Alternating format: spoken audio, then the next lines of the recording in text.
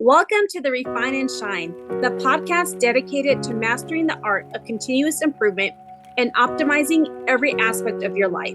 I'm Angelina Rivera, your host, and together we'll uncover the secrets to refining our lives, our habits, and our processes to unlock our inner brilliance. Join us on Refine and Shine, where we'll delve deep into achieving more in life without the burnout and without all the stress. This podcast is your platform for a more fulfilling life through continuous improvement and personal growth. In each episode, I and a diverse array of guests discuss practical strategies for up-leveling every aspect of your life. From developing good habits and organizing your space to refining your mindset and personal goals, we're going to explore it all. Our guests share personal stories about the systems they developed or systems they've used and the tweaks they've made in their lives when refinement was needed, allowing them to truly shine. Listen to Refine and Shine to learn how you can implement continuous improvement techniques in your daily routine, develop and maintain healthy habits that lead to success and satisfaction, organize your life to reduce the stress and increase your productivity, foster a growth mindset that propels you to new heights. My mission is to inspire you to take bold action, make positive changes, and become the best version of yourself. Whether you're aiming to elevate your career, nurture meaningful relationships, or enhance your overall well-being, Refine and Shine is your guiding light. With over 25 years of experience in continuous improvement, I help businesses streamline their processes, establish efficient work areas, and implement standard work protocols. I have trained over 600 individuals and teams in process improvement, optimizing workflows, and enhancing overall operational efficiency. Tune in every week as we embark on an enlightening journey, exploring paths to refinement and illuminating the way to shine in every area of our lives. Subscribe now and join us on this journey to polish your life and let your best self shine through. Thank you for joining us on Refine and Shine.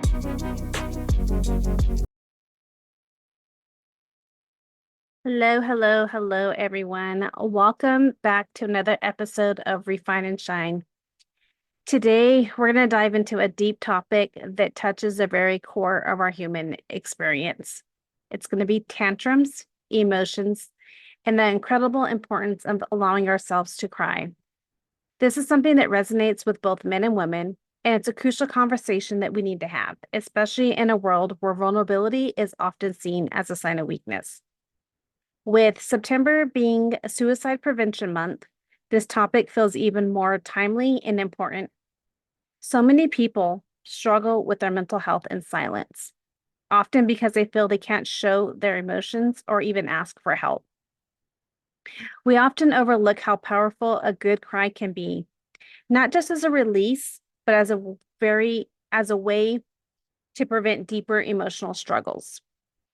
Mental health challenges are common, and according to the World Mental Health Organization, nearly 700,000 people die by suicide every year, making it one of the leading causes of death worldwide. What's heartbreaking is that many of these tragedies are preventable. One small step toward breaking the silence is acknowledging that crying is not a sign of weakness. It's a sign of strength. It's a release valve of the pressure we carry and can be a crucial part of our emotional healing. So let's start by taking a trip down memory lane. When I was a little kid, like many children, I had my fair share of tantrums. My sisters may have said, or my mother, that I may have had too many. Angelina throwing a fit, Angelina throwing a tantrum. How embarrassing. You see, I'd get overwhelmed by my feelings, and instead of being comforted or helped to understand them, I was often told to stop or being put down for expressing myself. Now, I love my family and I love all of this. So I do not think this is something putting my family down. I just want to be very clear on that.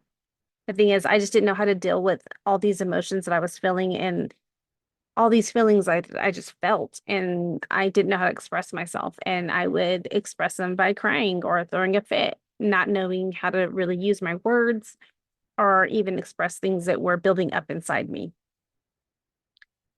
But over time, the message became clear. Showing emotions, especially through tears or outbursts, was just not acceptable. And so over time, I learned how to suppress those feelings. I stopped letting the tears come, stopped showing that anything was bothering me. I was quiet. I thought I was being strong by holding it all in, by keeping those emotions locked away inside. But here's the thing. These emotions don't just disappear. We kind of talked about this on my first podcast, where I talked about when I miscarried and how it led me to burnout because I didn't show emotions. I didn't know how to express these feelings. And so we're going to dive into that a little bit more in a different way today. You see, those emotions, they just don't go away because they don't go away just because we refuse to acknowledge them. Instead, they sit inside of us, growing heavier with time. The weight can be a burden that we carry unknowingly, affecting everything from our relationships to our health. Yes, I said it, our health. For many, this emotional suppression can escalate into depression, anxiety, or feelings of hopelessness, or all of these above. In fact, studies have shown that crying has a significant role in reducing stress. I'm going to say that again. Crying has a significant role in reducing stress. And that 88.8% of people who cry report feeling better afterwards. This is because crying releases endorphins and oxytocin, which helps soothe us and help improve our mood. So as I grew older, I thought I was doing the right thing by balling up my emotions. I thought that by not showing my feelings, I was protecting myself and those around me. But what I didn't realize was that I was also disconnecting from myself. I became so accustomed to suppressing my emotions that I forgot how to truly feel them. And that just isn't just my story.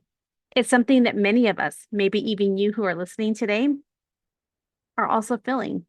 Both men and women, we all experience this at some point in our lives. But let's talk about men. For men especially, this is often added as a layer of due to society pressures. We're always told, men are told to be strong, man up, not cry. These outdated stereotypes suggest that showing emotion is a sign of weakness or that it somehow makes a man less masculine. But you know what? Nothing could be further from the truth.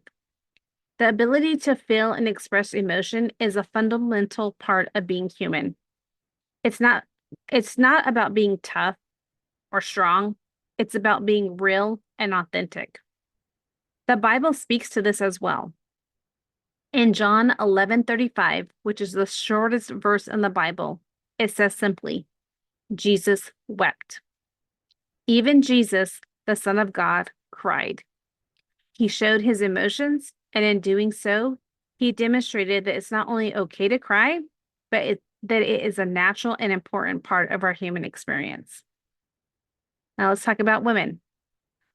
Us as women, we too face our own set of challenges. We're often expected to keep it together, to be the caregivers, the ones who hold the family or the workplace together. We're told to be nurturing. But when our emotions spill over, it's sometimes labeled as being over-emotional or too sensitive or being weak. So we learn to suppress it, to put on a brave face, even when we're hurting inside. But let's talk about what happens when we stop suppressing these emotions and allow ourselves to truly feel. You see, a couple of weeks ago, I had an experience that reminded me of the power of letting go. You see, up until this time frame, I was dealing with some relationships, and it was time to end that chapter. And so as I was attending a retreat and during a Reiki session, something inside me broke open. All the emotions I had been holding on to for years or even months, or all these things that I was holding on to, came flooding out into a massive cry. This wasn't just a few tears. It was a deep soul cleansing release of everything that had been carrying within me. Anger, sadness, frustration, grief, all these emotions I might convince myself weren't showing came pouring out. And you know what? I was dealing with pain in my neck. I had started this feeling of pain since June. And a few months later is like the pain finally let up as once I had this cry. And it was due to, these things that had been building up, these things that I had to let go of, realize that were not working for me. And once I had this release, these relationships that I had to separate myself from, once I had this release and all these emotions came out, what a relief it was. It was so incredible. It was like a huge weight had been lifted off my shoulders. That release was exactly what I needed. It reminded me of something so important. We all need to let go sometimes. Let go of things that are not meant for us anymore. We need to allow ourselves to the space to feel deeply and express those feelings in a way that's true to us. Whether it's a tantrum as a child or a good cry as an adult, these moments are crucial for our emotional health as well as our physical health. Crying isn't about just shedding tears. It's a physical manifestation of our emotional state. It's our body's way of saying, I need to release this. When we cry, we're not just letting out tears. We're letting go of pain. We're letting go of stress and everything that has been building up inside us. The Bible beautifully captures this in Psalms 56:8, which says, You keep track of all my sorrows. You have collected all my tears in your bottle. You have recorded each one in your book. God sees every tear we shed, and he values them. Our tears are precious to him, and they are a form of communication with our Creator. This process is essential for both men and women. It's not about gender. It's about being human. For men, allowing yourself to cry can be an incredibly liberating experience. It's a way of breaking free from the shackles of societal expectations and embracing our true selves. It's a powerful act of self-care, one that acknowledges that you have feelings, that you're not a robot, and it's okay to show emotion. It's okay to feel. For women, crying can be a reminder that you don't have to carry the world on your shoulders all the time. It's okay to let go, to be vulnerable, and to ask for support when needed. It's not a sign of weakness, but of strength. It's a way of reconnecting with yourself and acknowledging that your emotions are valid and deserve to be expressed. As adults, we often tell ourselves that we need to stay composed, that we have to keep it together for the sake of those around us. But you know what? In doing so, we deny ourselves the opportunity to truly heal and grow. We forget that our emotions are meant to be felt, not hidden away. Crying isn't a sign of weakness. It's a natural human response to the challenges and experiences we face. So with all this being said, I want to leave you with some practical tips on how you can refine and shine even through these moments when you feel emotionally vulnerable. Number 1, schedule some time for an emotional check-in. Just as you would schedule a meeting or an activity, set aside some time each week for an emotional check-in. Ask yourself, you can even do this daily. How are you feeling today? What's been weighing you down? Is there any unresolved emotions that need to be addressed? A simple journaling exercise or a quiet moment in prayer can work wonders. By giving your emotions space, you avoid letting them build up and create unnecessary stress. Number 2, embrace your emotions. Don't hide them. Society may tell us that tears are a sign of weakness, but I'm here to tell you that embracing your emotions makes you stronger. The next time you feel overwhelmed, let the tears flow. Give yourself permission to cry, to feel deeply, and to know that it's a good part of refining who you are. Just as fire refines gold, your emotions refine your spirit. I'm going to say that again. Just as fire refines gold, your emotions refine your spirit. Number 3, practice self-compassion. After emotional release, it's important to be kind to yourself.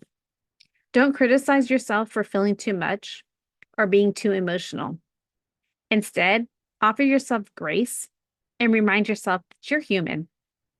Whether it's taking a walk, enjoying a comfortable meal, or reading a favorite scripture, practice acts of self-compassion to restore your emotional energy.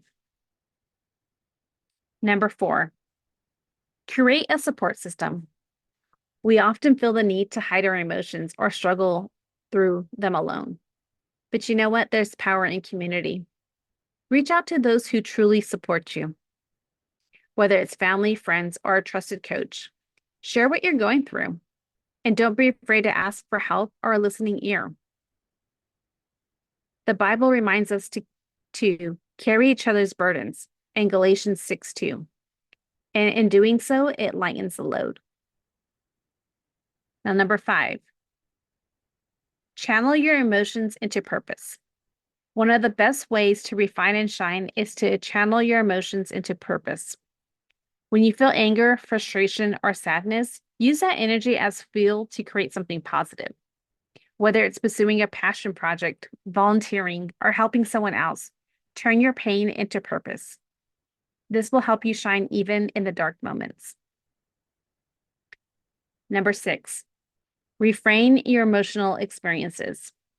Let's take some time to reframe your emotional experience as opportunities for growth. Instead of seeing crying as a weakness, view it as a necessary release that cleanses your soul.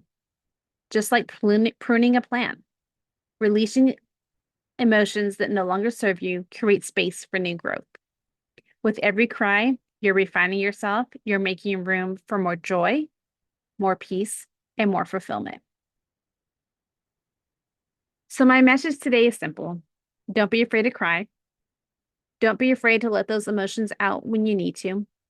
Whether you're at home, in your car, or in the middle of a Reiki session at a retreat. If you feel the need to release yourself, allow yourself that freedom. Give yourself permission. It's not just okay to cry, it's actually necessary. As Ecclesiastes 3:4 says, it reminds us, there's a time to weep and a time to laugh, a time to mourn and a time to dance. Life is a balance of emotions, and crying is an essential part of that balance. So if you're listening to this and you're feeling like you've been holding back, I encourage you to take a moment and check in with yourself. Ask yourself, is there something you need to let go of? Some emotion you've been keeping inside for too long? And if the answer is yes, give yourself permission to release it. You'll be amazed at how much lighter you feel. Remember, your emotions are valid. Your tears are a sign of strength. And every now and then, it's okay just to let it go. And in these moments, know that God is with you. Psalms 34:18 says, "The Lord is close to the brokenhearted, and he saves those who are crushed in spirit." You're never alone in your vulnerability. I know this is a deep episode, but I just want to say thank you for joining me on this journey of reflection and healing. I hope this episode encourages you to embrace your emotions and see the power in a good cry. Until next time, keep shining, take care of your heart, and remember it's okay to cry. Thank you. I appreciate all of you, and I'm thankful for you all.